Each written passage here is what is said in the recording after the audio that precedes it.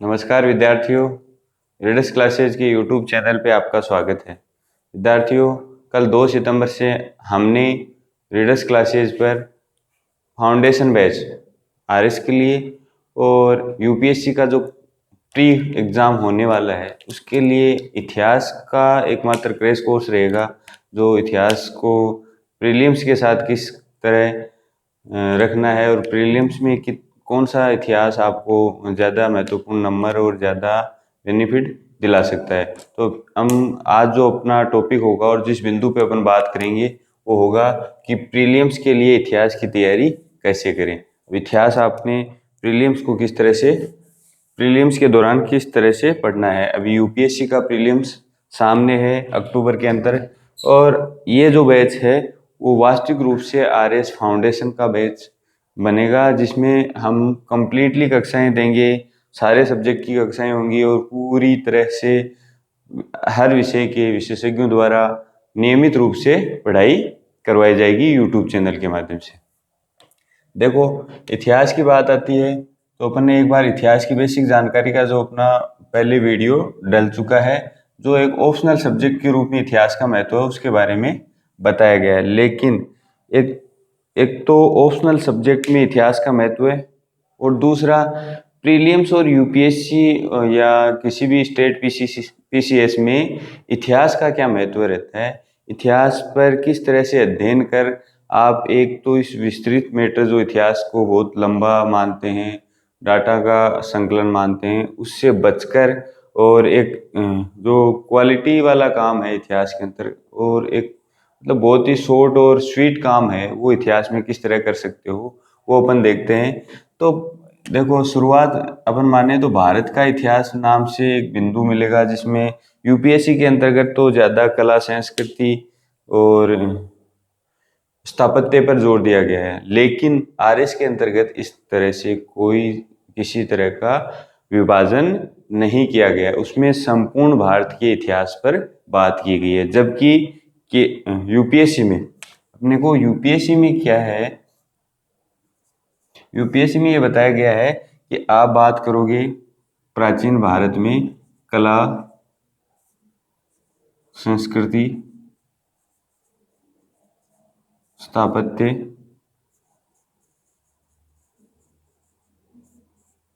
और विज्ञान। ठीक है, ये बात चलेंगी प्राचीन और मध्यकाल तक। फिर उसके बाद आधुनिक भारत में तो जैसे बात करें तो महत्वपूर्ण घटनाओं पे बात होगी, जो तो आपके लिए सब, चाहे आप स्टेट पीसीएस कर लो चाहे यूपीएससी कर लो, सबके लिए महत्वपूर्ण रहेंगी। अब अपन बात कर रहे हैं कि इतिहास को लेकर प्रीलिम्स की तैयारी कैसे करनी है, और एक फाउंडेशन बैच के अंतर्गत संपूर्ण इतिहास का अध्ययन अगर बात करें तो किस तरह से करना है। बात जो टॉपिक है आरएस मुख्य रूप से भारत का इतिहास, जिसमें अपन 3 भागों में पढ़ते हैं, प्राचीन, मध्यकाल, आधुनिक। अब अगर आपको एग्जाम है 1 महीने बाद, प्रीलिम्स के लिए आपको रिवीजन करना हो या पढ़ना हो, तो आपको शुरुआत करनी चाहिए आधुनिक भारत से। क्यों? क्योंकि आधुनिक भारत थोड़ा तो क्या है कि ज़्यादातर सवाल है वो अब तक देखने में मिला है, तो आधुनिक भारत में तुलनात्मक रूप से ज़्यादा सवाल एग्जाम में आते हैं।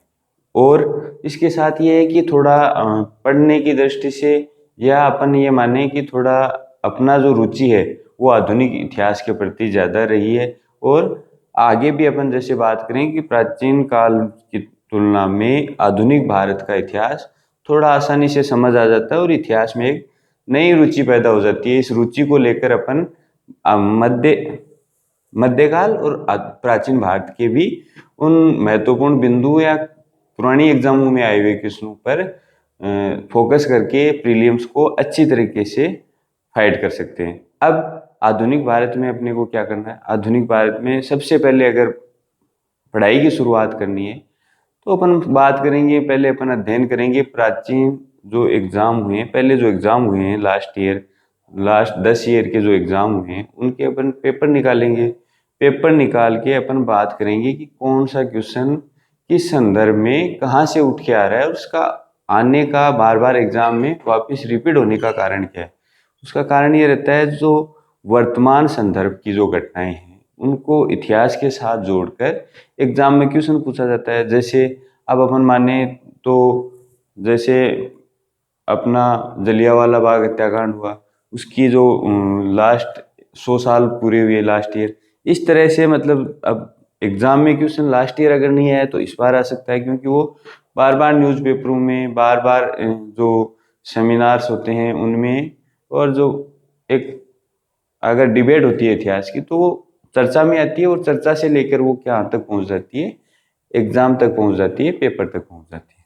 अब अपन बात कर रहे थे कि इतिहास में अपने को सबसे ज्यादा फोकस करना है, वो करना है आधुनिक भारत पे। ठीक है, यहां तक बात होगी।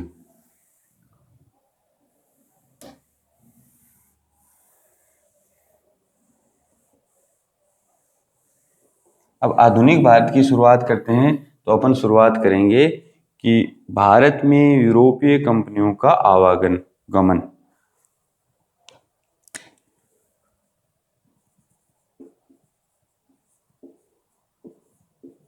आधुनिक भारत का इतिहास। वैसे तो बुक्स में अगर अपन देखेंगे विभिन्न राइटरों की, तो इस आधुनिक भारत के इतिहास को आप मान सकते हो मुगलों के पतन से, और आप मान सकते हो 1857 की क्रांति से, लेकिन अपन इसको लेके चलेंगे यूरोपीय कंपनियों का भारत में आवागमन। अब आज का जो अपना टॉपिक होगा वो होगा यूरोपीय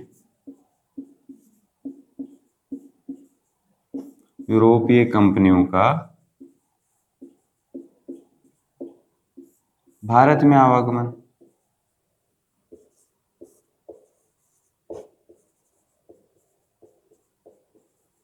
देखो आपको साथ साथ लिखना है और साथ साथ पढ़ना है।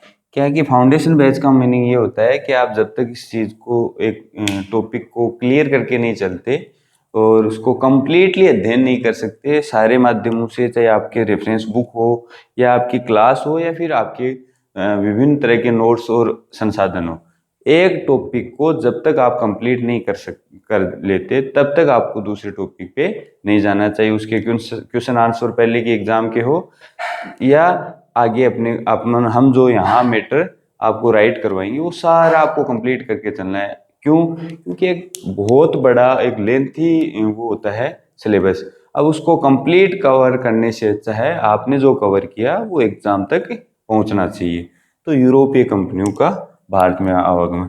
अब तो पहला ही पहला क्वेश्चन यहीं से बन जाता है टॉपिक के साथ ही कि आवागमन का क्रम क्या था।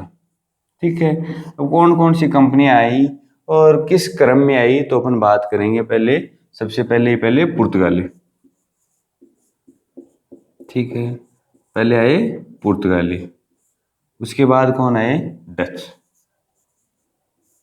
डच के बाद आए अंग्रेज। डच कहाँ से थे? ये पुर्तगाली पुर्तगाल से थे, डच थे हॉलैंड से। ठीक है, और फिर उसके बाद आए अंग्रेज। तो अंग्रेज तो आपको पता ही होगा, आप अगर पीसीएस की एग्जाम की बात कर रहे हो या नहीं भी कर रहे तो अंग्रेज ब्रिटिश से थे, ये आपको पता है। उसके बाद आए डेनिस, उसके बाद आए फ्रांसीसी, और उसके बाद लास्ट में आए स्वीडिश।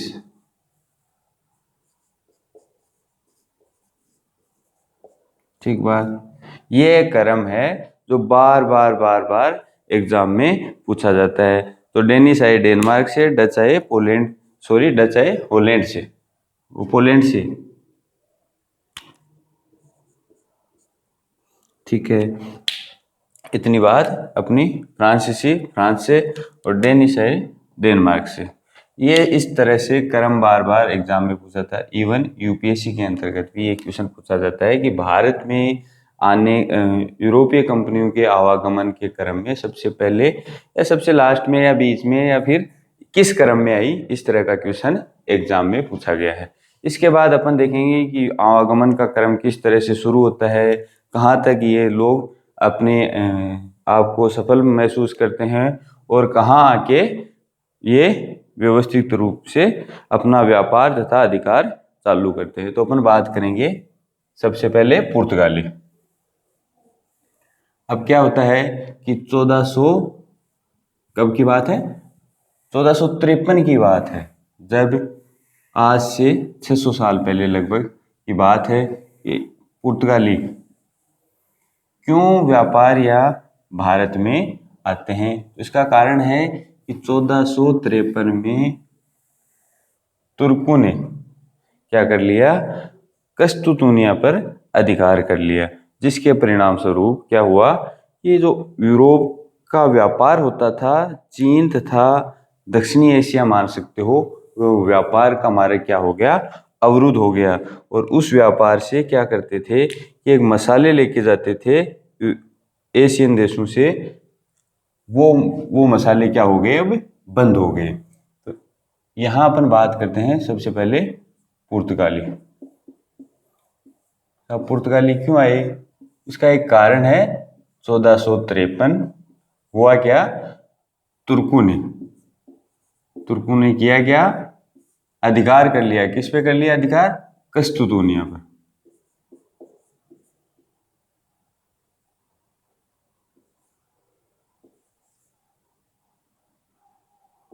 कस्तूतुनिया पर अधिकार कर लिया।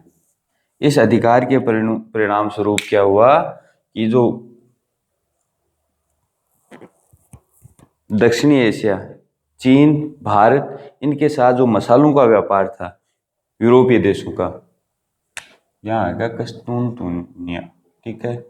तो यहाँ इस क्या हुआ, व्यापार तुर्कों ने अधिकार कर लिया इस कस्तूतुनिया पर। तो इसके परिणाम स्वरूप चीन, भारत तथा दक्षिणी पूर्वी एशिया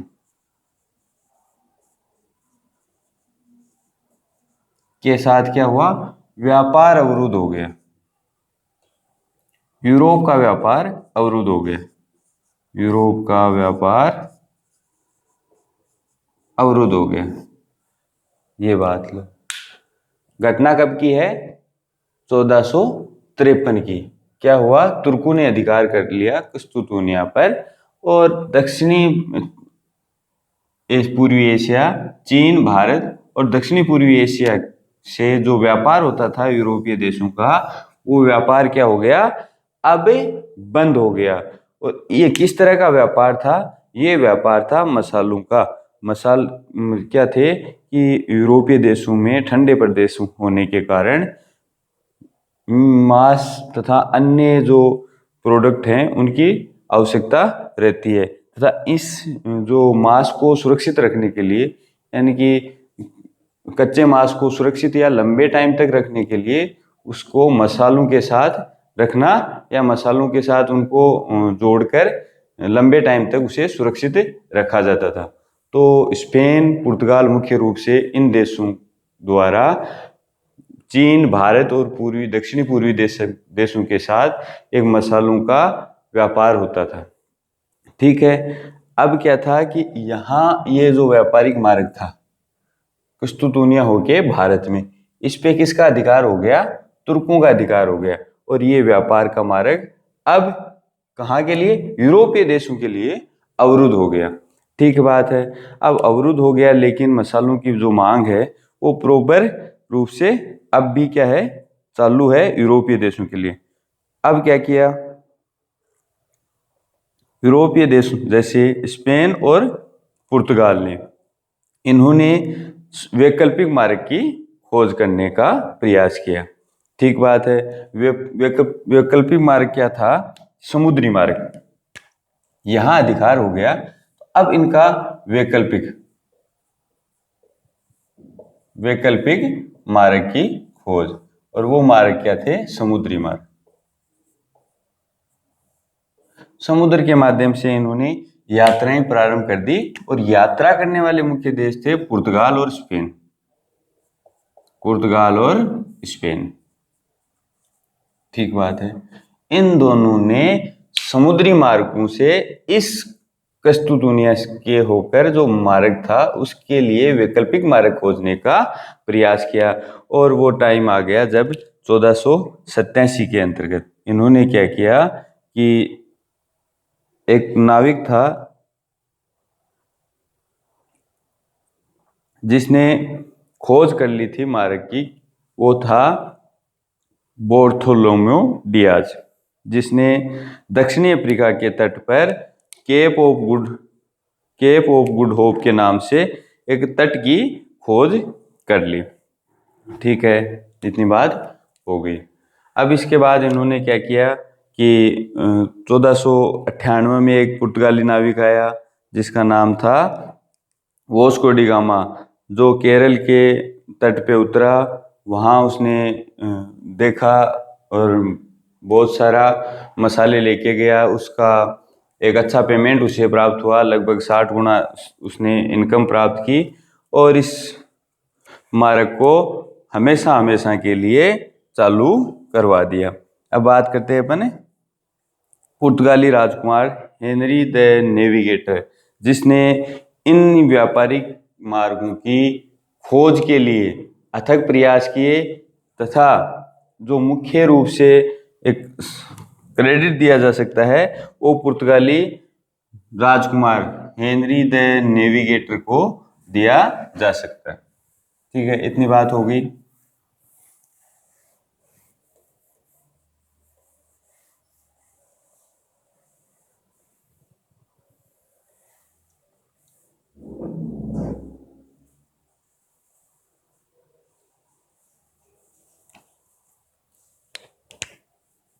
पुर्तगाली राजकुमार है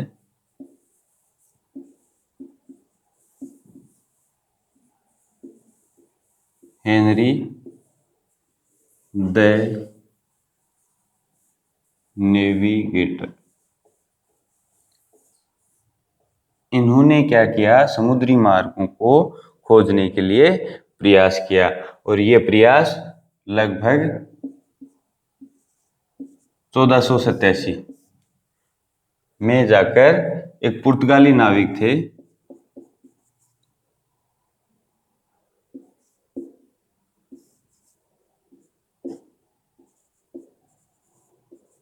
जिनका नाम था बार्थोलोमेओ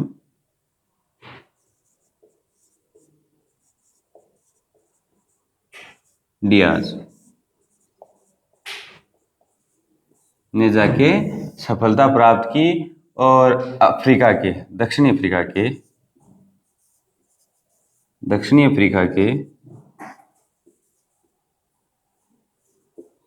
तट पर पहुंच गए, जिसका नाम रखा गया आशा का अंतरीप अर्थात केप ऑफ गुड होप।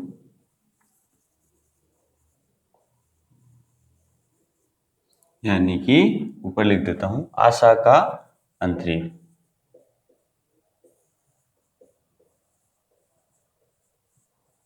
ठीक है, ये 1487 में जाके सफलता प्राप्त की, जहां पुर्तगाली नाविक थे दक्षिणी अफ्रीका के दक्षिणी बिंदु, जिसको नाम है उत्तर मासा अंतरीप या आशा का अंतरीप, जिसे केप ऑफ गुड होप के नाम से जाना गया। वहां पहुंचने में सफलता प्राप्त हुई। कहाँ के नाविक थे? पुर्तगाल के। कब की बात है? 1487 की बात है। अब आते हैं साहब 1498 में वास्को डी गामा। बात है 17 मई 1498। कई बुकों में डाटा दिया हुआ है तो अपन पढ़ लेते हैं, याद रहे तो एग्जाम तक पहुंच जाएगा, नहीं तो भूल जाना। लेकिन बात याद रखना 1498 बात होगी अब तक की 1487 तक की।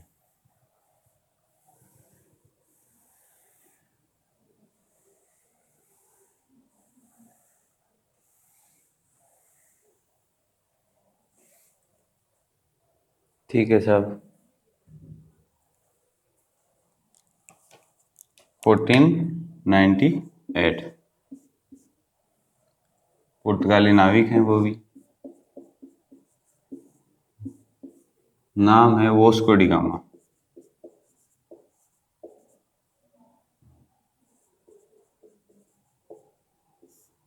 जिन्होंने सबसे पहले केरल के जो जगह का नाम है कालीकट बंदरगाह कड़कड़ापू, कब कड़ापू,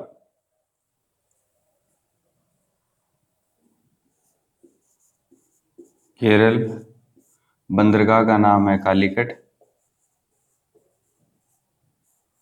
और जगह का नाम है कब कड़ापू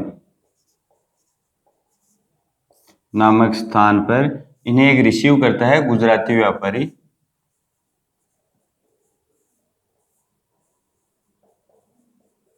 अब्दुल मजीद।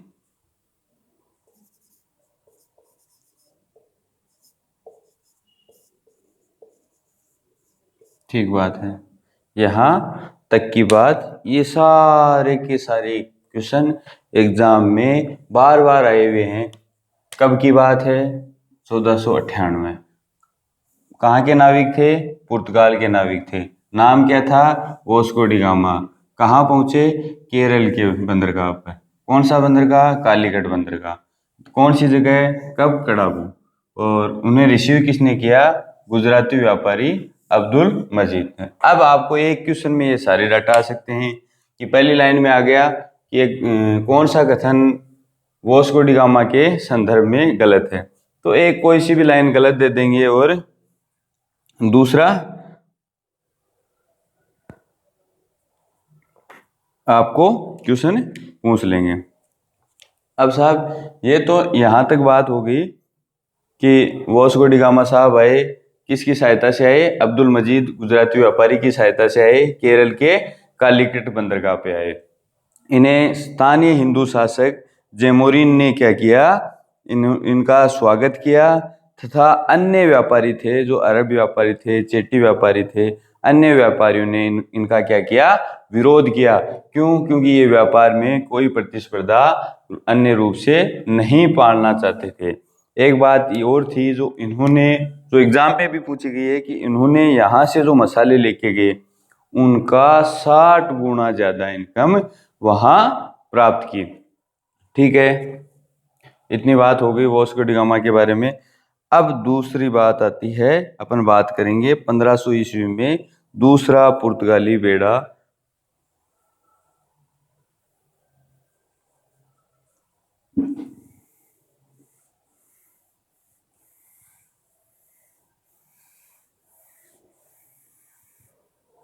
तो यहाँ किसने स्वागत किया? वो थे स्थानीय जो हिंदू शासक थे जेमोरिन ने। अब्दुल मजीद गुजराती व्यापारी ने तो उनकी सहायता की थी, लेकिन स्वागत किसने किया? तो ये बात भी आप एग्जाम में आई हुई है, स्वागत में लिख लो स्थानीय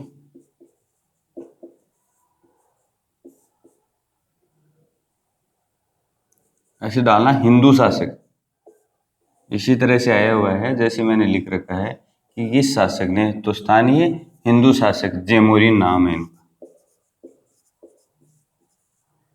जेमोरिन ने क्या किया था? इनका स्वागत किया था।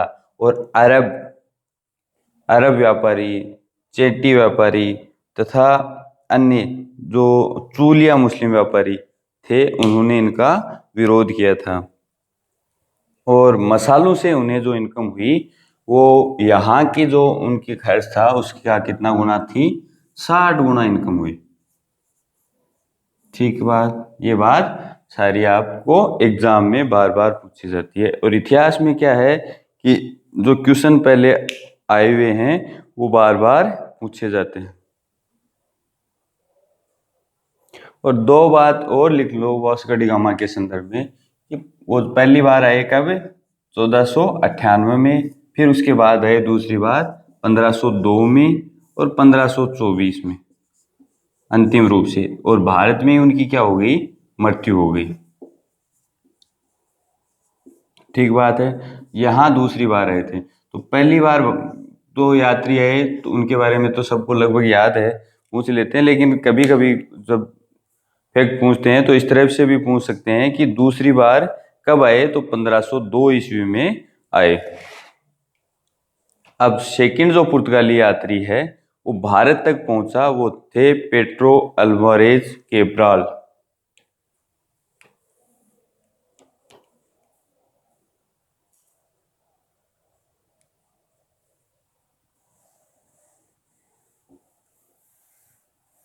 दूसरे जो पुर्तगाली यात्री थे, तो सबसे पहले अपन ने देखा कि जो पुर्तगाली यात्री दक्षिणी अफ्रीका के दक्षिणी बिंदु तक आए थे, उनका क्या नाम था? उनका नाम था बार्थोलोम्यू डियाज। और भारत तक पहुंचने वाले जो पहले पुर्तगाली यात्री थे वो थे वास्को डी गामा।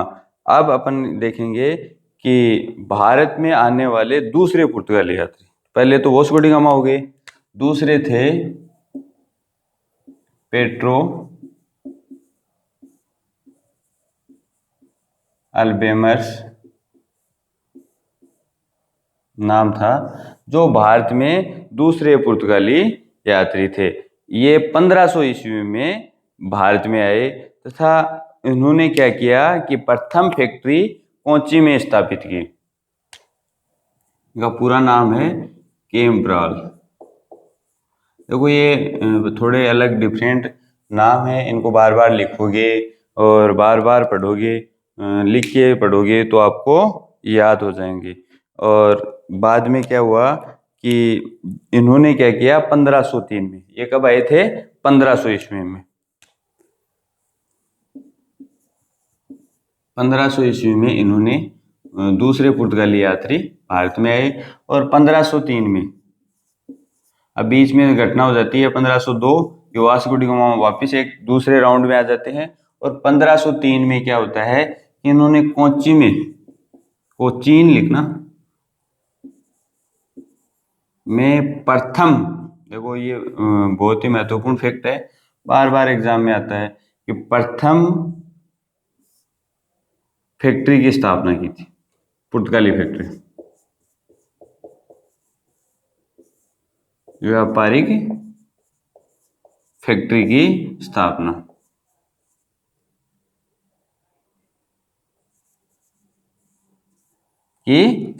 कब की? 1503 में। कहाँ की? कोच्चि में। और फैक्ट्री का मतलब यहाँ कारखाने से न होके किससे है? गोदाम से है। तो जो पहला गोदाम है वो पुर्तगालियों का कहाँ था? कोच्चि में था। और किसके द्वारा स्थापित हुई? पेड्रो अल्बेमर्स कैब्राल के द्वारा, जो दूसरा भारत में पुर्तगाली यात्री था। अब है 1503 में ही। और यहाँ क्या है कि इन्होंने क्या है कंपनी का नाम दे दिया इस्तादे द इंडिया। अब ये पुर्तगाली भाषा में नाम है, लिख लो, फिर भी पूछ लिया जाता है कि पुर्तगाली कंपनी का क्या नाम था? इस्तादे द इंडिया। इस नाम से इन्होंने, पुर्तगालियों ने अपनी कंपनी कहाँ स्थापित की? कोचीन। कहाँ है ये? केरल में है। कब स्थापित की? 1503 में। और फैक्ट्री का मतलब यहाँ कारखाने से न होकर किससे है? गोदाम से। तो उनको व्यापार के लिए इकट्ठा करने के लिए, सामान इकट्ठा करने के लिए किसकी जरूरत थी? कारखाने की जरूरत नहीं थी, गोदाम की जरूरत थी, जिससे यहाँ एक स्टॉक कर सके और यहाँ इस स्टॉक को वापस यूरोपीय देशों में भेज सकें। तो पहली जो उन्होंने फैक्ट्री स्थापित की वो कहाँ की?